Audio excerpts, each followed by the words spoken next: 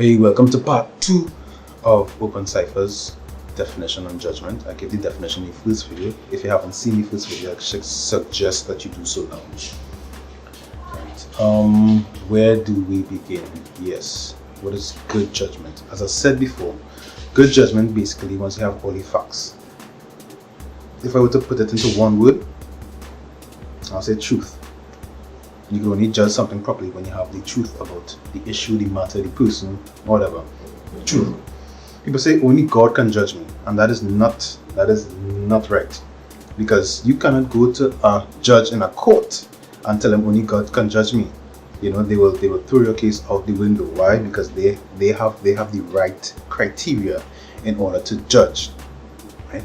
And if you look at God, we all know that God is our judge. God is the one who will judge us at the end, right? And there will be nothing that anyone can say to bring up against God.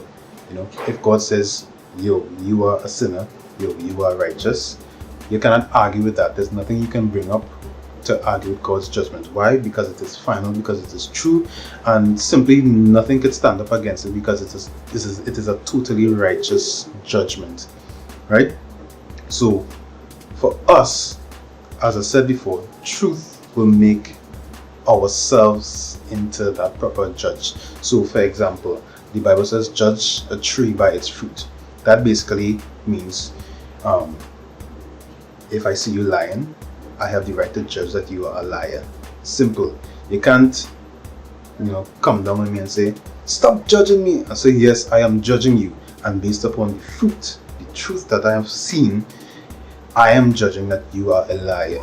End of story. That is a good judgment, right? And yes, the Bible warns about not judging, but that's not judging based on, not having the right criteria. If I'm operating under the Spirit, then I have that Spirit as my criteria, rather than my opinions, my assumptions, or whatever little evidence that I may see. Right? So I think a lot of people get this mixed up, and as I said before, because they get offended, they want to assume that you are judging.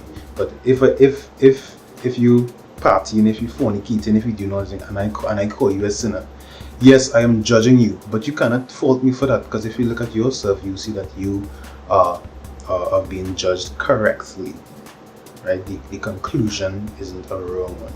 So that is basic judgment, right? If you want to discuss this topic more, feel free to make a comment on the video, make a comment on the Cyphas page, and we'll get down to the matter of it. Thank you.